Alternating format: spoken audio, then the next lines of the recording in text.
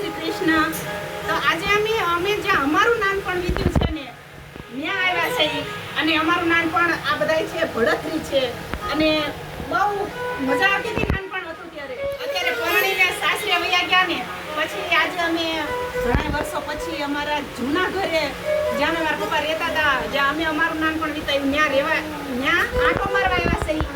બહુ બધા એની યાદ આવી પણ ઘણા બધા લોકો મળ્યા નથી. પણ આ એક ભાઈનો છે જે અરવિંદભાઈનો દીકરો છે એ મળી ગયો એટલે મેં કીધું પહેલા તું સારંગી વગાડ. અને સારંગી અમે કેવી છે તમે લોકો આને હોઈ ગયો અને આનો જે મસ્ત ધૂન આ પહેલો આપણે સંભળાવી દઈએ તો બને રહેજો વિડીયોમાં.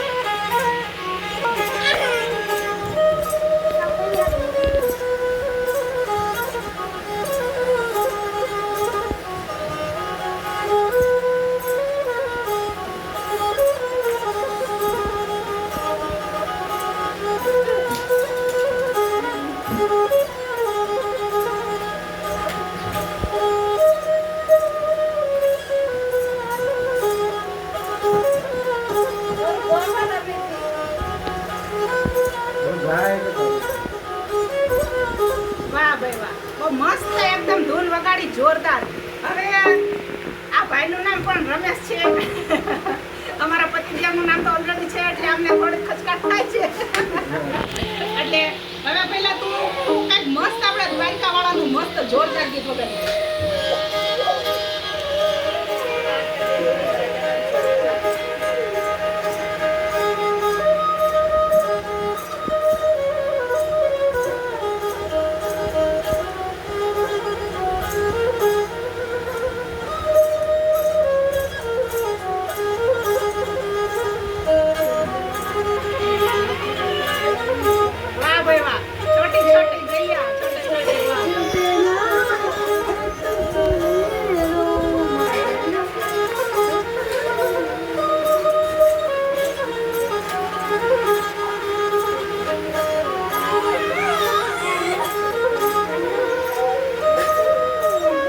જોરદાર મજા આવી ને. છોટા સો મેરો મદન ગોપાલ બહુ મસ્ત વગાડ્યું.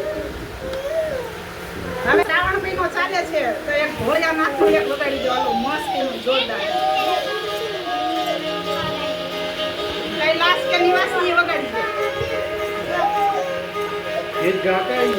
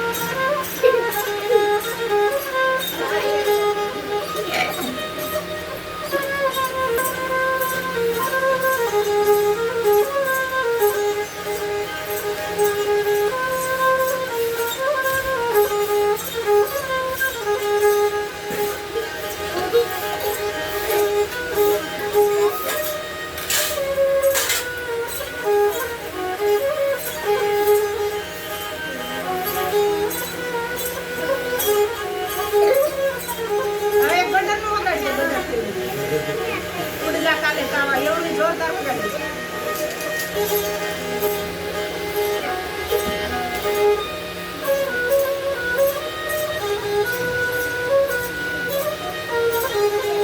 વાહ